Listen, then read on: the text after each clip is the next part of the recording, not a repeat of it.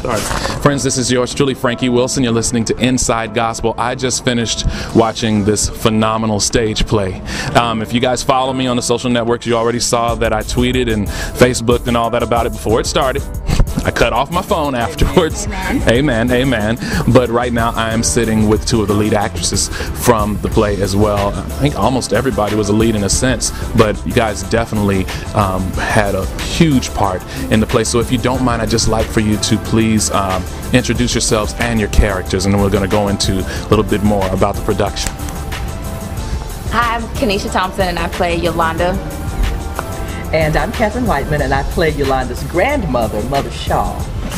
Wonderful. So, and again, you know, Catherine, it's our first time meeting. Kenesha, this is my girl. We got a background, you know, as well. So, you know, even though I'm seeing you with a different hat on, which is exciting and whatnot, you know, I got to be on my P's and Q's as well because she did the same thing. So, you know, she's critical. But anyway, again, excellent job. Let me ask the both of you, what was it that made this important for you to be a part of?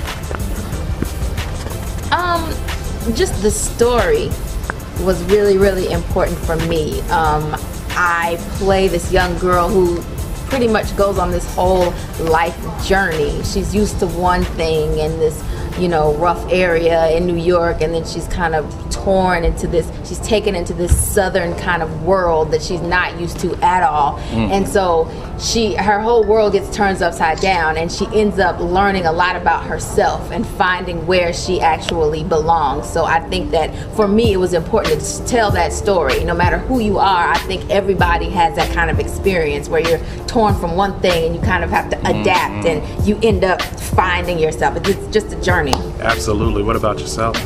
A couple of things. One is that I'm an actress, but I hadn't been on stage for 17 years. Wow. I took a nice long hiatus to raise my children. Understandable. And so this was an opportunity for me to get back out here. In terms of the show, I have a great deal of love and respect for what they do here at AART. And the fact that this show was written by a native Dallasite, Regina Taylor, and featured such incredible talent. Such incredible talent. Very much so. Both on the stage and behind the stage, you know, just made me want to be a part of it. It's a beautiful, beautiful script. Absolutely. And you know, that's something that was really, really big. First off, I enjoyed myself so much with all of the music and all the singing. But the message, something that caught me in the very beginning, we were talking about how ladies would wear hats and gloves, and I believe it's a clutch purse just the same and all that. And you know, for a guy like me, it makes me think, okay, a lady, right? And which is something that's not taught as much. You made the point, Kenesha, during the with your character Yolanda during the play, that, you know, I think that's kind of dated, or it's, you know, it's not as relevant anymore. So how has that changed your outlook now doing this play? Oh man, one of the lines in the show, I think it's Velma's character always says, put something on your head. And I always think about that now every time I go outside. Just the fact that, okay, I don't have anything on my head, like literally. It'll be a little chilly, and I feel like, you know what, I do need to have some sort of covering. And, you know, metaphorically the hats represent like a spiritual covering, or just the essence of a hat. I really am way more aware of it now. So I literally think that, you know what I do? I feel like I need something on my head. Absolutely. Yeah, y'all are kind of naked right now, but I'm just saying you just finished it. You know, I'm not holding it against you because you did just finish a spectacular performance. Still, let me ask you a little bit more about preparing for this entire ordeal, because I know there's a lot that goes into it. What was one of the hardest parts for you when it came to getting into your characters and really connecting? Well, I'm going to go all the way to the basics. I'm a little older now than I was when I was acting full-time in Dallas. And at this age, it's not so easy to remember those lines anymore. So I have a little recorder just like yours. Is that right? Yes, I do. That's all right. So at that level, there was that. The other thing, that in a show like this, you want to make sure that you really give a lot of respect to the words, because obviously it's a well-crafted piece. And the people who spend their money to come here come because AART has a reputation. And so I wanted to make sure that I brought the dignity to this character that she deserves, because Mother Shaw is everybody's grandmother. You know, and you know that she's playful, and you know that she's got a past and a history of her own, but you know and I hope that this is the thing that comes through, that she loves this child and she knows that she's wounded. Right. And that she needs to do all of the things that she knows as a grandmother to help her find who she is again. Yes, absolutely. What about yourself? For me, the hardest part of all of this was, I guess I wouldn't say the hardest, but a hard part was developing this character from New York. Yeah. Like, I really was concerned about trying to get an accent, trying to maintain that whole flavor, because I thought it was important to include the younger generation. A lot of the women in the show come with all of this wisdom and all of this history, and my character represents the new generation that, like you said, my character mentions, I don't think women my age have the same passion for hats. Right. So I had to represent that whole era of people and to draw that crowd as well. So that was really important for me to kind of be the bridge. If you don't mind me asking, where have these women gone? Are they still around? Are they still imparting the same knowledge? Or how can we get back to that? Because it's obviously very important. Oh, that's a wonderful question. Yeah. I think that absolutely these women are still present in our lives and in our communities.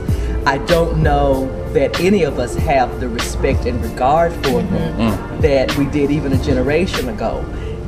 And some of it's cultural, some of it is there are things in our community that we would never have made fun of. That's very true. 20 years ago or even 10 years ago. Yeah. And now it's a little bit different thing. There are things that are wonderful about progressing, and we must do that. We change or we die. Yeah. But if you change without regard for your roots, you don't know where you're going. You're right. You don't know where you're going. That's good. That's good. You have anything else you want to add to that, Keisha? I mean, I like that last statement. I remember in one of my African American history classes, we talked about the Sankofa bird and that tradition of you can't know where you're going until you know where you came from. Yes. And it's just, they are there, but culturally, you know, we demonstrate some of the little cultural things that are not kind of represented, I guess, in society today. Like when my character goes to church with her grandmother, out of respect, you wear a skirt, you wear a hat, you gotta stop chewing gum, stuff like that. And that's kind of like, it's pretty commonplace today. But those little nuances, if we can get back to that. And like she said, they're there, but culturally our society has kind of shifted. And I think if we turn around and just open our eyes, those women are there. They're there. And doing this show, I noticed a lot. I noticed the ladies that are actually wearing hats at my church. Yeah. I go to a very large church, and I really wasn't paying attention, but in the process of doing this show, I noticed, you know what, it is a lot of ladies that still wear hats to church. I need a church hat. I love it. Yeah, a church hat is a good thing, a very good thing. It is a very good thing. My mother, my grandmother, all of them still to this day wear hats. I had no idea all of the background behind it. But I'm very well versed now, I'd feel, thanks to you guys and thanks to this production. Now, one last question before I let you go.